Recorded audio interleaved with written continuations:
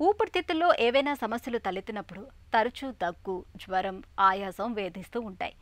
ఈ లక్షణాలను బట్టి ఎక్స్రే, పిఎఫ్టి వంటి పరీక్షల్ని చేయిస్తే కొంతవరకు ఊపిరితిత్తుల్లో సమస్యలు బయటపడతాయి. సిటీ స్కాన్ చేయించినా లంగ్స్లో మచ్చలాంటిది కనిపిస్తుంది తప్పితే పూర్తిగా జబ్బు నిర్ధారణ అవ్వదు. ఇలాంటి పరిస్థితుల్లో ఊపిరితిత్తుల్లో సమస్యల్ని ఖచ్చితంగా పసిగట్టడం ఎలా? ఇందుకు పల్మనాలజీలో అందుబాటులోకి వచ్చిన బ్రాంకోస్కోపీ, ఈ-బస్, థొరకోస్కోపీ వంటి పరీక్షలు బాగా ఉపకరిస్తాయని చెబుతారు డాక్టర్లు. ఊపిరితిత్తుల్లో సమస్యల్ని ఖచ్చితంగా పసిగట్టే ఆధునిక పరీక్షల గురించిన పూర్తి వివరాల్ని డాక్టర్ని అడిగి ఇప్పుడు తెలుసుకుందాం.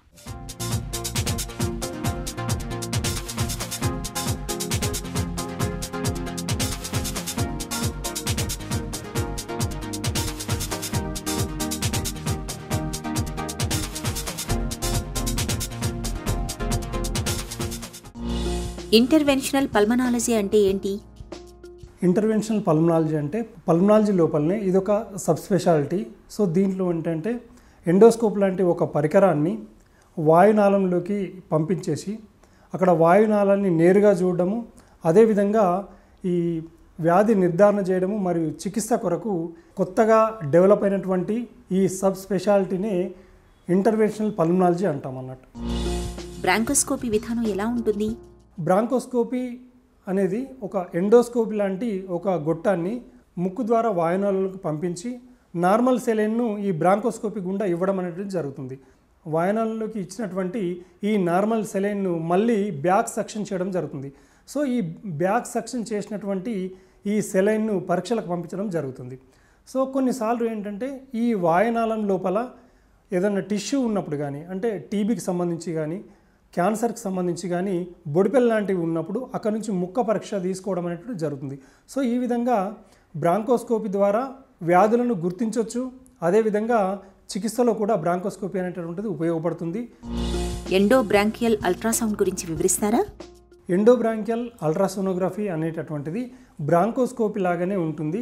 కాకపోతే దీని చివరి భాగం లోపల ఒక అల్ట్రాసౌండ్ స్కానింగ్ ఉంటుంది.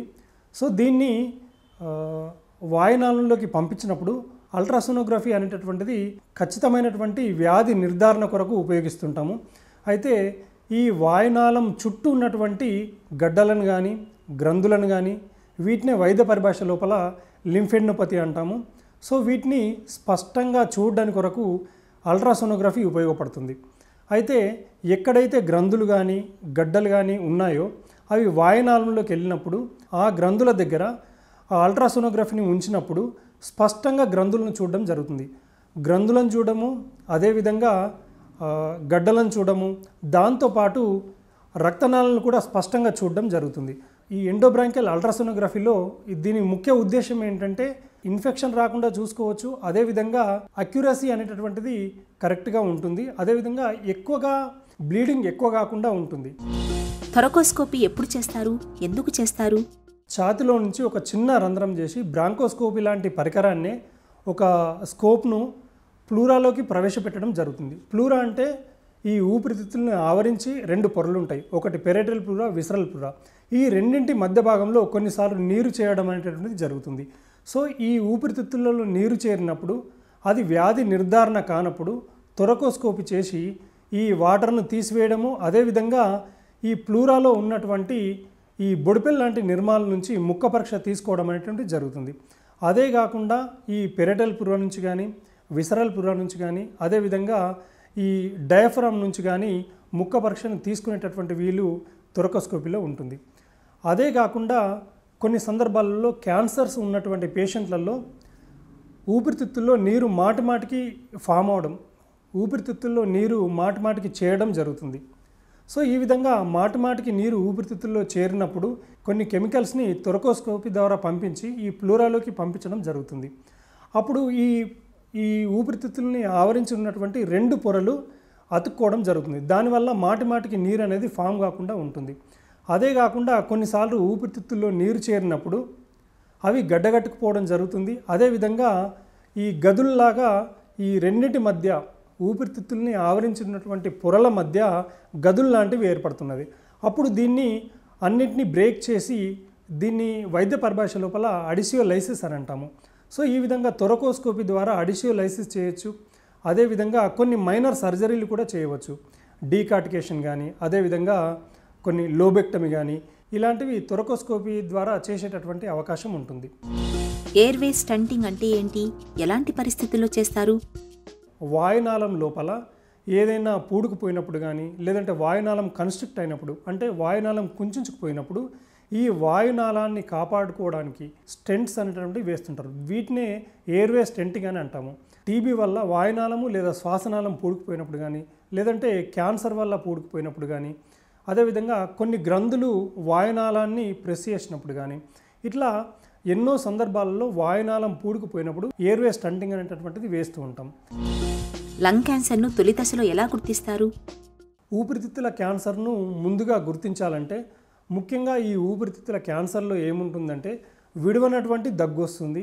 ఈ దగ్గుతో పాటు తెమడ రావడము, తెమడలో రక్తం పడడం అనేటువంటి జరుగుతుంది.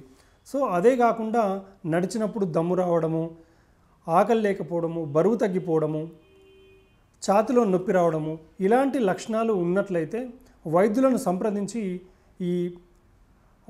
సంప్రదించి పరీక్షలు చేసుకుంటే బాగుంటుంది. ఊపిరితిత్తుల్ని ఆరోగ్యంగా ఉంచుకోవటం ఎలా? ఊపిరితిత్తులను ఆరోగ్యంగా ఉంచుకోవడానికి ముఖ్యంగా ఈ పొల్యూషన్కు ఎక్స్పోజర్ కాకుండా ఉండాలి. ఎవరైతే దీర్ఘకాలికంగా అంటే ప్రతిరోజు కొన్ని గంటల పాటు ఎక్కువ రోజులు ఎక్స్పోజ్ అవుతున్నట్లయితే, ఆ ఎక్కువ రోజులు ఈ పొల్యూషన్లో ఉన్నట్లయితే వాటిని తగ్గించుకుంటే బాగుంటుంది. అంటే ముఖ్యంగా ఈ వాహనాల కాలుష్యం కానీ, పరిశ్రమల నుంచి వచ్చేటటువంటి కాలుష్యం కానీ, వీటికి దూరంగా ఉంటే బాగుంటుంది. ఒకవేళ తప్పనిసరి పరిస్థితులలో ఎక్స్పోజ్ అవ్వాల్సి వచ్చినప్పుడు ఖచ్చితంగా మాస్కులను ధరించాలి. అదేవిధంగా ఏదైనా పరిశ్రమల్లో పనిచేసేటువంటి వ్యక్తులు, అదేవిధంగా కెమికల్ ఫ్యాక్టరీలో పనిచేసేటటువంటి వ్యక్తులు అక్కడ ఇచ్చినటువంటి ప్రికాషన్స్ను పాటిస్తే, వాళ్ళు చెప్పినటువంటి జాగ్రత్తలను పాటిస్తే బాగుంటుంది.